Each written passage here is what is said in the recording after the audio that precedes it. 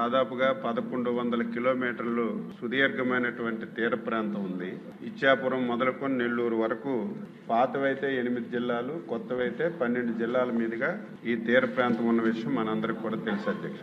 సరైనటువంటి సదుపాయాలు లేకపోవడం వల్ల మత్స్యకారులందరూ కూడా ఇతర ప్రాంతాలకు వలసలు వెళ్ళిపోతున్న విషయం కూడా మనం గత కొన్ని సంవత్సరాల నుంచి చర్చించుకుంటున్నటువంటి విషయం కూడా ఒకసారి ఈ సభకి గుర్తు చేస్తున్నాను. ఎప్పుడు తెలుగుదేశం పార్టీ కానీ ఎన్డీఏ కానీ అధికారంలో ఉండేటప్పుడు ఈ సముద్ర తీర ప్రాంతాన్ని ఒక వరంగా భావించి దీన్ని మనం ఉపయోగించుకోవాలని చెప్పి ముఖ్యమంత్రి గారు అత్యంత ప్రాధాన్యత ఇస్తున్నటువంటి విషయం కూడా ఈ సభ ద్వారా ఒకసారి నేను గుర్తు చేస్తున్నాను. అందులో భాగంగా కృష్ణపట్నం పోర్టు కానీ, ఇటు బందరు మచిలీపట్నం పోర్టు కానీ ఈ రోజు మళ్ళీ ప్రతిపాదించి ముందుకు తీసుకెళ్తున్నటువంటి అనేక పోర్టులు ఒక ఉదాహరణ అని చెప్పి ఈ సందర్భంగా తెలియజేస్తున్నాను అధ్యక్ష.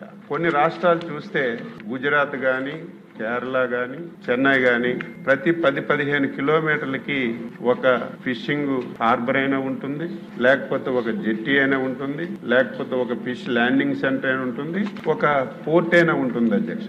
మన రాష్ట్రాన్ని తీసుకుంటే సుదీర్ఘంగా ప్రయాణం చేస్తే తప్ప ఇటువంటి సదుపాయాలు లేనటువంటి సంగతిని ఒకసారి నేను సభ్యుల ద్వారా ప్రజలకు కూడా తెలియజేస్తున్నాను. అందుకే ఈ ప్రభుత్వం మన వచ్చిన తర్వాత దీన్ని అత్యంత ప్రాధాన్యతగా తీసుకొని ఎట్టి పరిస్థితుల్లో ఈ రాష్ట్రంలో మత్స్య సంపద విపరీతంగా ఉంది. మత్స్య సంపదని పట్టుకోవడానికి మత్స్యకారులకి అన్ని సదుపాయాలు కల్పించాలని చెప్పి ఒక నిర్ణయం తీసుకొని ముందుకెళ్తున్నటువంటి విషయం ఈ సందర్భంగా సభ్యులకు తెలియజేస్తున్నాను.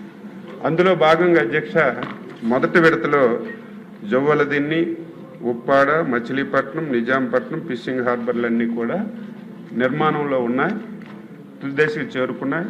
వీలైనంత తొందరగా కంప్లీట్ చేసి అవి ప్రారంభం కూడా చేస్తామని చెప్పి తెలియజేస్తున్నాను.